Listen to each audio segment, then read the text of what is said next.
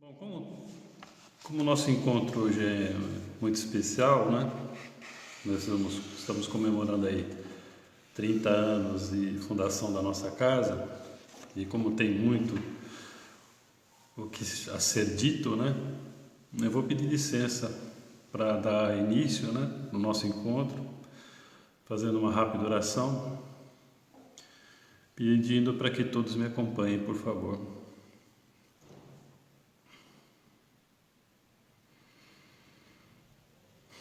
Senhor Jesus, meu Redentor,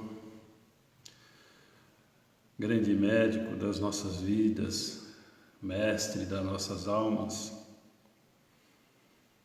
todos nós aqui, Senhor, cada um em seu lar, unidos pelo pensamento, pelo sentimento, agradecidos a Deus por essa irmandade, pelo Teu amor, pelo Teu Evangelho. Pedimos para que nos abençoe, Senhor, esse encontro, nos envolva com a Tua paz e abençoe nosso propósito de bem servir. Graças a Deus. Então, pessoal, boa noite a todos. Uma alegria muito grande poder estar aqui falando com todos vocês, né? Mesmo que virtualmente, né?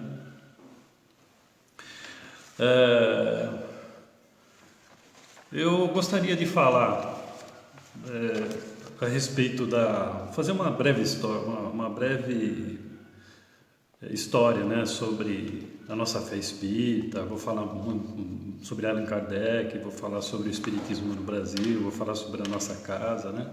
Então eu já vou direto ao ponto, tá bom? É interessante, né? A gente sempre, quando lembra de Kardec, a gente lembra que foi aquele cara que fez a codificação, né? Fez um monte de perguntas, organizou, fez o livro dos Espíritos, mas tem muito da biografia dele que eu acho interessante a gente lembrar. Depois eu vou explicar por que eu estou citando ele, tá? Então é interessante, né? Ele, quando menino, ele foi para a Suíça, ele foi estudar lá com Pestalozzi, né? Grande pedagogo, Pestalozzi. E aos 14 anos ele já substituía a Pestalozzi, dando aula para os menos adiantados, porque Pestalozzi ele tinha um trabalho filantrópico, né? Naquela época a Suíça tinha pobreza, né? Então ele ia cuidar de crianças pobres e ele deixava o Kardec, né? Na época não era Kardec, era Hippolyte de Leon Denisard de Rivail. Espero ter pronunciado certo, né? E ele deixava o Kardec, mesmo menino, já cuidando da turma da classe. Interessante esse dado, né? E depois ele se tornou bacharel em ciências, letras, falava e escrevia em alemão, inglês, espanhol, italiano, holandês. Se contar todas essas línguas que eu citei, mais o francês, né? O país de origem dele, ele falava 6 idiomas. Era um poliglota, né? Aos 20 anos publicou seu primeiro livro de aritmética, né? Teve 2 edições em 1824. Depois ele escreveu outros livros, porque a gente, sempre quando a gente imagina Kardec, a gente acha que foi só as obras básicas, os livros dos espíritos. Não, mas ele fez outros livros também, né? Ele escreveu lá Plano para a Melhoria da Escola Pública, Memória sobre a Instrução Pública, Gramática Francesa Clássica, que acho que é utilizada até hoje, Sistema de Estudo de acordo com a Real Necessidade. Interessante, né? E não podemos esquecer também que a esposa dele, né? Que é a grande coadjuvante, né? Nos bastidores ajudou muito ele, né? A Amélie Gabrielle Dubé. Ela também era educadora, era professora, escritora. Ela escreveu 2 livros também. Um livro é Contos Primaveris e outro era Técnicas de Desenho Artísticos. Isso muito me interessaria conhecer esse livro, viu? Vou pesquisar para ver se eu acho. Mas uma coisa que eu acho interessante na biografia de Kardec é o lado humano, o lado que nos aproxima, né? Não aquele cara erudito, cientista, acadêmico que a gente costuma ver naquelas fotos, né? Que ele transpira. Mas é um cara que ralou pra caramba. e passou por alguns perrengues na vida. Ele fundou um instituto chamado Instituto Técnico Rivail, com a ajuda de um tio. Só que esse tio, ele era viciado em jogos, né? E aí ele quebrou esse instituto. Eles tiveram que vender tudo, né? Aí ficou a sobra só de 4.500 francos para cada um, que não era muito na época. E Kardec precisava fazer esse dinheiro render. Ele entregou na mão de um amigo investidor. Adivinha o que aconteceu? Perdeu o restante. Aí ele quebrado, ele teve que se reinventar, né?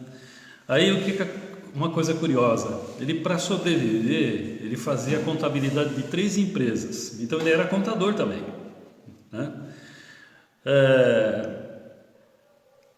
Durante o dia ele fazia a contabilidade e à noite, como ele era um poliglota, como ele era um escritor, né? Então ele escrevia livros pedagógicos e fazia traduções de obras clássicas de obras clássicas inglesas e alemãs, e dava aulas gratuitas também, né? Sobre química, física, astronomia, estudava anatomia e fisiologia. Muito interessante, hein? Um homem da envergadura intelectual, um cara como esse, né? Aí, em maio de 1855, começaram o fenômeno das mesas girantes, né? E aí o resto da história todos conhecem, né? Ele se interessou, viu que tinha alguma coisa por trás, começou a organizar perguntas. Aí ele escrevia, né? Em vários idiomas, como ele era um poliglota, ele escrevia perguntas sobre biologia, física, astronomia, lacrava os envelopes e despachava para os outros países para depois comparar a resposta. Você vê, né? Hoje a gente está falando aqui, né, eletronicamente, por live, né? Agora você imagina naquela época, né? Que não tinha e-mail, não tinha WhatsApp, né? Tudo na base de carta, de navio, de barco a vapor. Quanto tempo não demorava tudo isso aí, né? E mesmo assim ele foi organizando lentamente o Livro dos Espíritos, as obras básicas. Então é um trabalho respeitável o que ele fez, né? Agora é interessante, né? Porque tem um livro chamado O que é o Espiritismo, que tem uma pergunta lá, ele foi sabatinado por uns caras lá, né? Aí o cara fez a seguinte pergunta lá para ele, né? Que ele já estava incomodando já a aristocracia da época.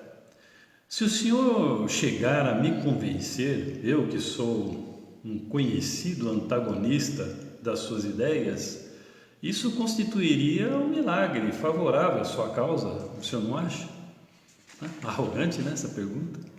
E a resposta do Kardec foi interessante, né? Ele falou assim: lamento, mas eu não possuo o dom de fazer milagres.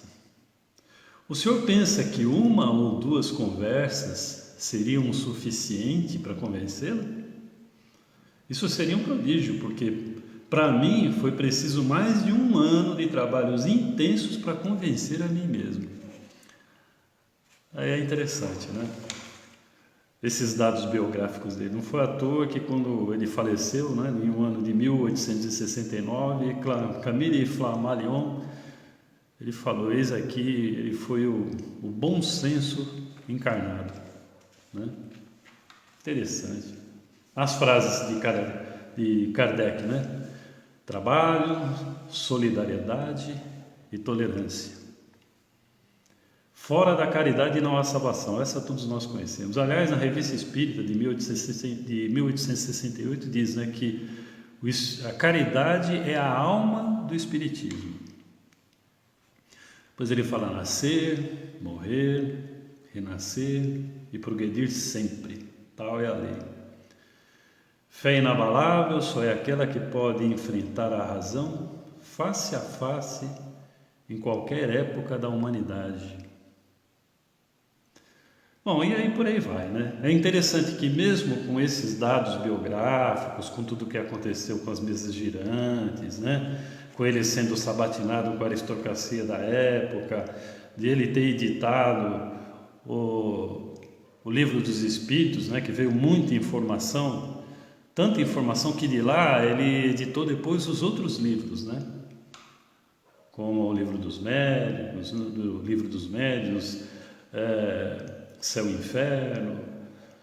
Bom, agora é curioso porque foi no nosso país que cresceu o Espiritismo. Porque na época Napoleão estava causando um perrengue danado na França e muitos franceses exilados vieram parar aqui no Brasil. E aí o primeiro centro foi fundado aqui na Bahia, em Salvador. E naquela época também passamos perrengue por aqui, porque você imagina, né? Salvador tem 372 igrejas, então o catolicismo imperava, então você imagina, né? Houve uma perseguição cruel para os espíritos, chegou a ser crime ser espírita, e Dom Pedro II que quebrou o nosso galho, viu? Diga-se de passagem. Mas de lá para cá, a nossa fé ela se sedimentou no país. Hoje são mais de 14 mil instituições, entre creches, né? Entre asilos, né? Casas espíritas, mais de 14 mil. E outra, é interessante que hoje nós estamos em mais de 36 países. E uma curiosidade, a esmagadora maioria das pessoas que dirigem esses centros espíritas no resto do mundo são brasileiros. Interessante, né? Cresceu muito no nosso país. Eu tenho uma opinião particular, eu acho que vocês vão de convir comigo.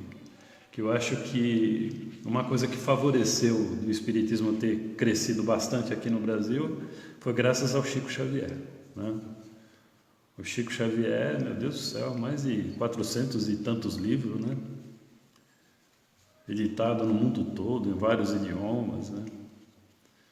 Então, realmente, graças ao grande Chico, foi que nós crescemos aqui no nosso país.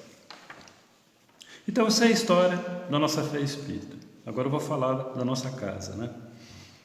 Embora todos já conheçam, mas é sempre bom, já que a gente está falando aqui de público, 30 anos é uma idade importante, né? E vai ficar registrado. O nosso grupo ele começou com um grupo de médicos, né? Dr. Adem, Dr. Roberto, Dr. Mateus, conversando com o Sr. Araújo, né? Nosso grande patrono, né? Nosso grande inspirador. Eles tinham dificuldade de diagnosticar os casos difíceis de alguns pacientes e o Sr. Araújo falando, né, que toda enfermidade ela tem um precedente espiritual, e aí eles começaram um grupo de estudos, né, onde eles caminhavam dos seus pacientes. É interessante verificar a peculiaridade do início da nossa casa. Mas a dona Mileide, que era da Sociedade de Santo André, que fazia parte do grupo, não era médica, mas fazia parte do grupo, né? Pouco tempo depois ela veio a desencarnar. E aí o Dr. Roberto cedeu o consultório dele para que a gente continuasse. Eu digo a gente porque, mesmo não sendo médico, depois eu fui convidado para o Sr. Araújo a fazer parte desse grupo. E aí eu conheci o Dr. Mateus, está encarnado até hoje, né? Mas não é espírita. O Dr. Roberto está encarnado, eu interajo com ele com uma certa regularidade, já nos visitou várias vezes aí, quando pode nos ajuda. O Dr. Mateus, pouco tempo depois, ele também veio a desencarnar, né? Já está do outro lado da vida, né? Foi muito importante a gente ficar no consultório do Dr. Roberto, porque por lá nós ficamos muitos anos, né? Depois veio, eu estava lá, estava eu, o Celso, de fora, né, dos médicos, eu, o Celso, puxa, mais algumas pessoas que me fogem a memória. Depois veio o Marcão, depois veio o Mauro, a Leni. Aliás, o Mauro e a Leni foram extremamente importantes, né? Porque depois a gente acabou saindo do consultório do Dr. Roberto, nós fomos lá para a Rua Santa Clara, aí já fundou a casa, né? Onde a gente juramentou e sacramentou a documentação, né? Eles foram extremamente importantes nesse período da Rua da Santa Clara. Depois de lá nós fomos para a Rua Brasílio Machado, que fica uma rua atrás da onde está a sede hoje, e depois a gente teve a nossa sede própria, onde nós estamos até hoje, né? Então essa é a história da nossa casa, né? Resumidamente. Agora é interessante, né? Porque você vê, né? Dessas 14 mil, mais de 14 mil instituições que tem pelo nosso país, cada casa tem a sua peculiaridade, tem a sua história de como começou, como surgiu, como foi fundada, né? Eu conheço a história de algumas, né? Mas todas elas têm a sua vocação, né? Eu, por exemplo, conheci uma casa que é focada em cura. O Mauro foi lá comigo uma vez, lá. Fizemos lá fiquei umas quase 3 horas lá falando, enquanto dava tempo do pessoal ir passando por cromoterapia, né? Fluidoterapia, musicoterapia e tal, né? Muito boa, de muita eficiência. Eu fui até ajudado por aquela casa. Tem casa que é assistencialista, né? Já conheci uma casa que é uma grande quantidade de pessoas lá para... Eles recebiam cestas básicas, recebiam doação de hortifruti granjeiros, tomavam sopa, tudo isso durante a palestra, né? E a nossa casa é estudo, né? De Irmã Milene, né? Mas, independentemente da vocação de cada casa dessa, ela tem vários aspectos, né? Assim, a nossa também. Então, ela tem um aspecto santuário, religioso, né? Onde a gente... Você lembra, né? Quando não tinha essa pandemia, como é que a gente chegava lá? Então, o salão estava meia luz, tinha uma musiquinha ambiente, isso convidando a gente à reflexão, à prece, como numa igreja mesmo, né? Então, a gente sentia o acolhimento, ficava em oração.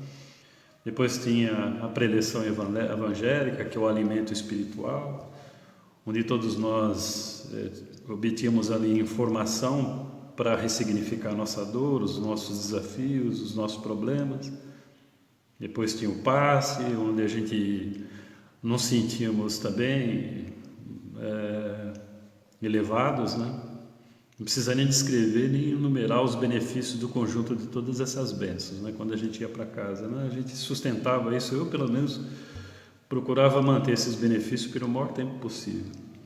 Tem o seu aspecto escola, né? Porque o perfil da fé espírita é muito psicológico, né? A gente fala muito ainda sobre todos os sentimentos que são desafios para nós, né? Como raiva, como ressentimento, como ódio, né? Medo, principalmente medo, como nos dias que nós estamos atravessando. Então, do ponto de vista social, a casa espírita e a nossa casa por excelência cumpre essa função, né? De ajudar as pessoas a lidarem com esses desafios que todos nós atravessamos, né? Tem o seu aspecto oficina de trabalho, né? Porque lá todos nós exercemos, é uma casa fraternal onde a gente doa do nosso tempo, das nossas energias, né? No nosso trabalho, né? Cada um faz um pouquinho e na soma a gente faz as coisas acontecerem, né? Então isso dá um sentido existencial para a gente. Eu não consigo me imaginar, né? Longe dessa casa, longe dos amigos que lá estão, né? Você vê a cesta básica, por exemplo, né? Que é uma atividade que poderia muito bem representar esse perfil, esse aspecto da oficina de trabalho, né? Quanto que a gente não ajuda, né? A fome tem pressa, como diria Betinho, né? Ao longo desses anos, milhares de cestas básicas foram entregadas, né? Ajudando a aliviar o sofrimento das pessoas, né? E aí eu acho que um aspecto extremamente importante é o hospital, né? Por que hospital? Porque ela promove a saúde integral, né? Não é só a saúde física. Mesmo que eventualmente alguém vá lá para complementar concomitantemente ao tratamento médico, lá, fazer também um tratamento espiritual para o seu problema físico, né? A gente orienta a pessoa com as informações para que ela tenha uma qualidade de vida interna, né? Mais esperança. Então é a saúde emocional, saúde mental, saúde espiritual, né? Então é a saúde integral, o seu aspecto hospital é extremamente importante, né? Você vê, além de todas essas atividades, o atendimento fraterno, eu considero também uma frente importante também para ressignificar a vida das pessoas, porque via de regra as pessoas que vão lá é porque estão em sofrimento, né? E a gente nunca tem uma segunda chance de causar uma primeira boa impressão. A depender de que quem lá esteja buscando socorro, encontrar alguém amistoso, amigo, e falar: ô meu irmão, como é que você está? É a primeira vez que você vem aqui? Em que a gente pode te ajudar? Você gostaria de conhecer a nossa casa? A pessoa se sente acolhida, né? E aí ela se sente à vontade, né? Para poder, nesse processo de catarse, né? De se aliviar, falar das suas dores. E eu ter alguém que nos abraça com os ouvidos, né? Isso é extremamente importante. Só quem já passou por essa situação sabe como é importante, né? Porque o mundo aí, ele espera de nós resultados, mas na hora que a gente está com a dor, está com sofrimento, dor moral, dor psicológica, dor espiritual, né, não tem nenhum comprimidinho que dê esperança, paz, né? A gente tem que buscar na fonte, né? Toda casa religiosa é uma fonte de tudo isso que eu relacionei, e o centro espírita não é diferente, né? Eu acho que por excelência, ele acolhe, ele acerena, ele tranquiliza, ele norteia, ele melhora a autoestima, ele dá qualidade de vida íntima, mental, emocional para as pessoas, né? Eu falo por mim, mas acho que estou falando por todos nós, né? Agora, por tudo isso que eu citei, é que não tem como a gente fazer um levantamento estatístico, né? Mas você imagina, nesses 30 anos aí, quanto que não deva ter sido feito, né? Quantas pessoas deixaram de cometer um aborto, quantas pessoas deixaram de se divorciar, quantas pessoas que deixaram de cometer algum desatino, quantas pessoas deixaram de ter a ideação suicida, né? Quantas pessoas, né? Para vocês terem uma ideia, vou contar um caso. Uma vez eu não tinha que passar perto do centro, né? Aí, não sei que me deu na telha de eu passar por perto, e de cima do viaduto eu vi um cara olhando lá para a nossa casa. Aí eu falei: ué, mas o que esse cara quer, né? Não tem ninguém lá dentro. Aí eu fiz a volta, encostei o carro, eu falei assim: ô, boa tarde. Ah, você é daqui? Eu falei: sou. Oh, graças a Deus, você me atendeu. Eu falei: o senhor está bem? O que está acontecendo? Não, estou desesperado.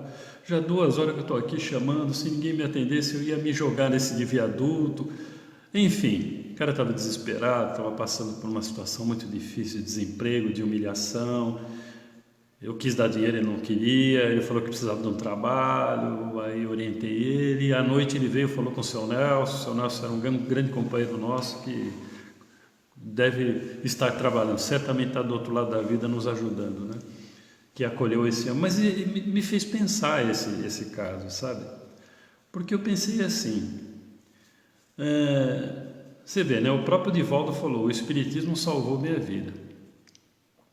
Eu tenho certeza que nesses 30 anos a nossa casa vem salvando vidas. Eu fui testemunha, né? Fui um pequeno instrumento ali, os Espíritos me intuíram para passar por ali para salvar uma vida, né? E nós, será que a gente não faz parte dessa estatística? Eu acho que faço parte, sabe? Na boa. Acho que faço parte dessa estatística. Às vezes a gente se afasta mesmo, né? Por uma questão de trabalho, né? A gente fica afastado há alguns anos, a gente vai e volta e tal. Eu, por exemplo, quando o centro foi para a Rua Santa Clara, eu me desliguei por conta do trabalho, eu fiquei um bom tempo afastado. O Maurão que veio caridosamente me buscar de volta. Até hoje sou grato a ele por isso. Mas quando eu voltei, aí, para minha grata satisfação, eu não fui para o final da fila. O G logo de cara já me chamou para dar passe, eu tive que dissimular para ficar emocionado, porque naquele momento eu senti como se estivesse carimbando a minha carteira, sabe? Fiquei emocionadíssimo de eu dar passe, nunca esqueço aquele dia. Pouco tempo depois, as nossas atividades são rodiziadas, né? Lá não tem dono de nada, ninguém é dono do sim, dono do não, vocês sabem disso, né? Então, o mesmo que faz a palestra, o que participa na mediúnica, é o que serve o copinho d'água, que dá passe e tal. estava numa reunião mediúnica, pouco tempo depois que eu voltei, aí veio as psicografias e tinha um companheiro nosso, hoje não faz mais parte da casa. Ele falou assim: Carlos, veio aqui uma psicografia, mas é para você. Ele muito envergonhado. Aí eu fiquei curioso, né? Falei: ué, para mim? O que está escrito aí? Aí ele leu lá, falou assim: olha, Carlos, que bom que você voltou. Todos nós estávamos esperando ansiosamente pelo seu retorno, estamos todos felizes. Ponto. Gente, claro que eram mentores, né? Então eles iam falar como mentor. Agora vamos traduzir isso para o nosso português. Provavelmente o que eles quiseram dizer foi o seguinte: pelo amor de Deus, né, meu? Que trabalhão que você deu para a gente, né? Você sabe quanto que a gente mobilizou de recursos para que você estivesse aqui agora? A gente tem muito o que fazer aqui. Para de bater cabeça, meu. Fica quieto aí e vê se te emenda agora. Provavelmente, eu entendi o recado. Provavelmente foi isso que eles quiseram dizer, né? Mas beleza. Eu penso assim, né? Todo mundo tem uma história quando entrou na casa espírita, né? Eu, como disse para vocês, eu comecei com o Sr. Araújo. O Sr. Araújo foi o meu grande inspirador. Mas no passado eu via muito isso, né? Quando era pelo amor, é pela dor. Hoje acho que não é muito pela dor, a gente entra mais pela curiosidade, né? Hoje teve filmes espíritas, novelas espíritas, né? Tá quase que na moda falar que é espírita, tem grandes oradores aí.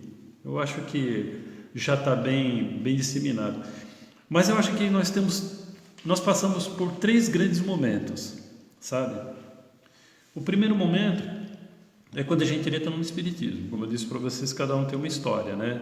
Porque o fulano me convidou, porque eu já não sabia mais aonde ir, porque eu quero que eu tenho uns pesadelos, me indicaram para mim vir aqui para tirar esse encosto das minhas costas, e por aí vai, né? Cada um tem uma história. Mas independentemente de cada história que cada um tem quando entra na casa, tem um segundo momento, que é quando o espiritismo entra em nós. Aí é um admirável mundo novo, né?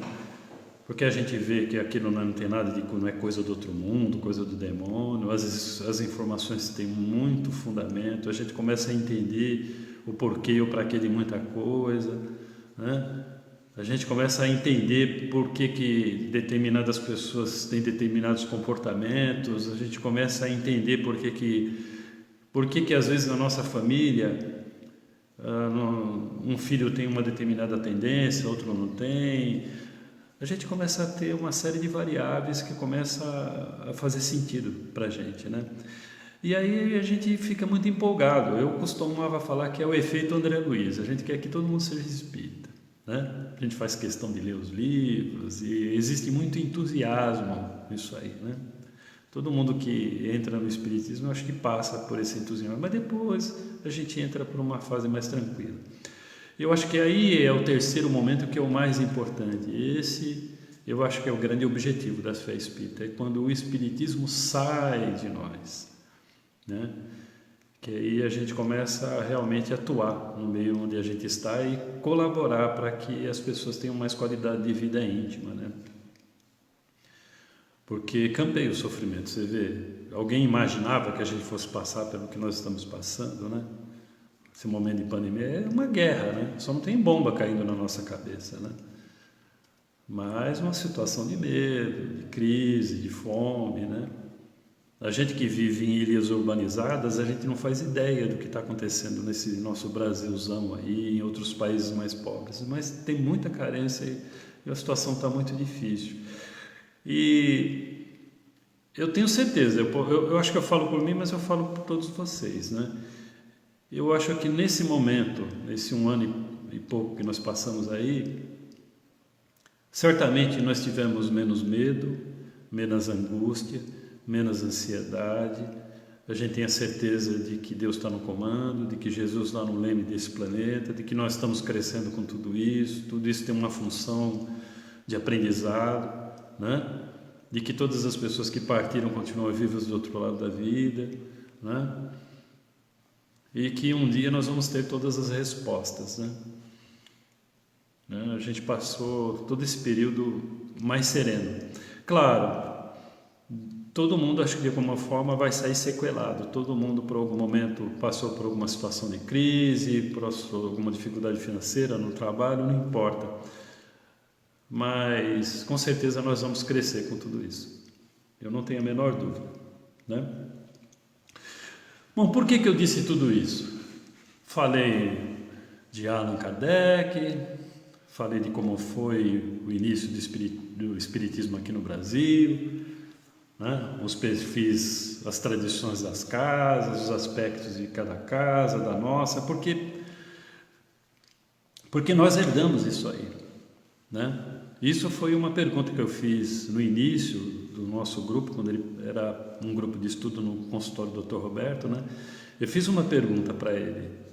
A gente podia fazer perguntas, eu falei para o mentor, né? Eu falei, como é que é curioso, né? Já que a gente reencarna em países diferentes, em culturas diferentes, em religiões diferentes, como pode, né? A gente sobre determinado país, sobre determinada religião, a gente incorporar e defender.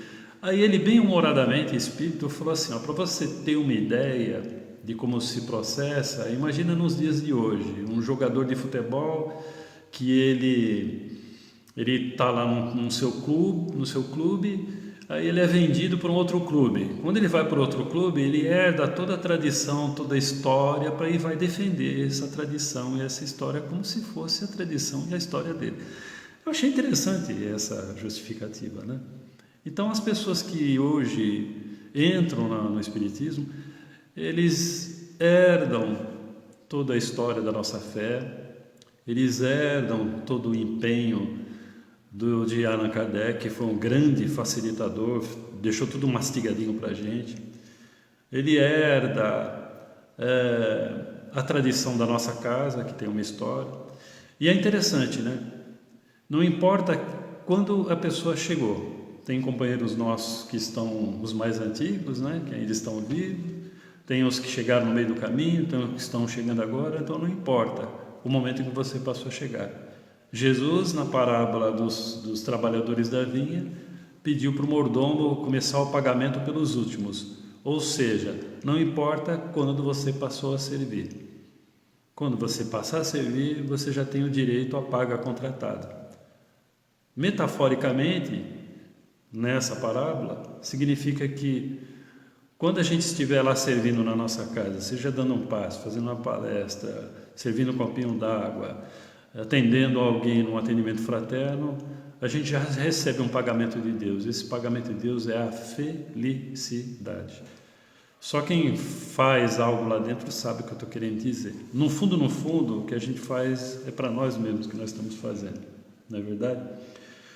Eu não poderia falar tudo isso aí e sem fazer uma homenagem aos que partiram, né? A própria Milede, que leva o nome da nossa casa. Aliás, a nossa casa ela tem uma peculiaridade, por isso que ela tem o nome de mulher. A nossa casa ela é do perfil feminino, é a mulherada que comanda lá. Elas é que fazem as coisas acontecer, tem a Marta aí na cesta básica. Nós homens é que batemos a cabeça em muitos momentos lá, mas elas é que sempre tiveram à frente, né? Tem o Dr. Allen, que eu cheguei a conhecer, né? Ele participou no início, depois já deu demonstrações e continua em atividade na nossa casa. Seu Araújo, né? Seu Araújo, eu devo a ele uma grande influência da minha vida religiosa sobre ele. Ele é o único cara que eu conheci que tinha a ficha kármica de todo mundo. Olhava para você e falava, você fez isso na outra encarnação. Interessante, né? E os grandes trabalhadores da nossa casa que já partiram, né? Fizeram parte, que deram uma saudade danada, né? Leão Ferrer Norte, né? Poxa vida, saudade desse cara. Dona Davina, né? Mandaqueco, Dona Virgínia, a avó da Leni, seu Nelson, seu Nelson, saudade de seu Nelson. Nair, a turma confundia ela com a irmã Mileide, gente. Você acredita? Chamavam ela, o pessoal da comunidade achavam que ela era Mileide. Udo, o nosso grande, saudoso Papai Noel. Eu não sei se vocês sabem, mas a casa de evangelização infantil da nosso núcleo, o Udo uma vez chegou para mim e falou, engraçado, né, Carlão? Quando eu era menino, eu ajudei na construção dessa casa. Aí eles deram essa casa aí para mim fazer do começo ao fim essa casinha, para poder treinar as minhas habilidades, né? Ó, você vai começar da fundação até o teto. E eu fiz, e hoje essa casa aí é de evangelização infantil. Olha só, que curioso, né, gente? Edina Cristal, saudade da Edina Cristal, sabe? Mércia, que partiu também recentemente, mas enfim, muita gente querida, não tem como a gente deixar de lembrar eles, né? Mas eu acho que é o que mais... Agora eu vou falar para os mais antigos, tá? Da casa. Eu penso em mim, né? Eu acho que eu estou falando para vocês também. Não dá uma esperança danada quando a gente vê aí o trabalho da Marcela, né? Ajudando a gente com essas lives. Como foi importante nesse momento de pandemia essa menina, hein? Não. Quando a gente vê o Estevão falar, o Alexandre, sua esposa, o Felipe, e essa rapaziada nova que está chegando, dá uma esperança ao futuro da nossa casa, né? Acho que chegou na hora da gente se diminuir para que eles apareçam, sabe, gente? Ô, pessoalzinho bom demais da conta, tudo. Então, eu gostaria de... Leninha falou que já deu tempo, né? Eu gostaria de encerrar agradecendo, né? Agradecendo a Deus. Eu acho que eu vou falar por mim, mas vou falar por todos vocês. Agradecendo a Deus por essa fé espírita que salvou a nossa existência, né? Sem essa fé espírita, eu acho que eu poderia estar bem mais destrambelhado do que eu sou hoje. Agradecer essa casa que dá um sentido existencial para a gente. Não consigo imaginar a minha vida sem o carinho, a ternura dos nossos amigos. Eu tenho certeza que quando a gente fizer os nossos próximos encontros fraternos, a presença vai ser maciça, né? Tenho certeza absoluta, né? Agradecer aos espíritos, que eu tenho certeza que eles saem nos bastidores desenroscando a nossa vida, tirando as nuvenzinhas que fica trovejando na nossa cabeça. Acho que vocês sabem onde eu estou querendo me dizer, né? E para a gente continuar nessa pegada, né? A gente, graças a Deus, nessa pandemia, a gente continuou firme, forte, né? Eu me senti ativo, acho que eu estou falando por todos vocês, né? A gente continuou bastante unido, né? Vamos continuar nessa pegada. E as próximas pessoas que virão, que possam também beber dessa fonte, né? Sentir esse carinho, essa ternura que todos nós temos sentido ao longo desses anos, né? Muito foi feito, muito está sendo feito e muito ainda há que ser feito. E que possamos fazer parte de todo esse trabalho, tá bom? Eu agora vou pedir licença para fazer uma rápida oração. Peço para que todos me acompanhem. Deus, nosso Pai, Supremo Criador, em prece de louvor e de agradecimento, eu e meus irmãos elevamos os nossos pensamentos, os nossos sentimentos até o Senhor, agradecendo por tudo na vida. Agradecendo por essa casa bendita que nos acolhe, que nos dá uma importante frente de serviço no bem.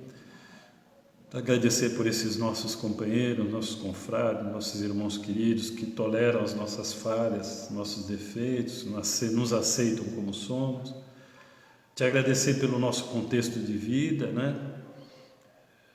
De amigos, de familiares, de trabalho, de corpo físico. Enfim, por tudo te agradecemos. Te agradecemos pelo nosso Senhor Jesus, né?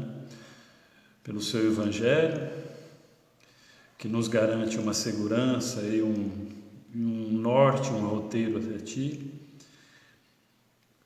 Por tudo te agradecemos. Ousamos apenas te pedir para que nos perdoe nossos momentos de hesitação, de irritabilidade, pedir para que o Senhor nos abençoe, para que possamos voltar novamente às nossas atividades e para quando nós voltarmos, qualquer desses nossos anônimos irmãos que precisar de Ti, que possamos ser cada um de nós, a voz, os braços e o coração a acolher esses nossos irmãos, assim como o Senhor nos acolhe a cada segundo da nossa existência.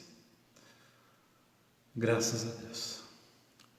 Pessoal, beijão para todo mundo. Obrigado por terem me ouvido, beleza?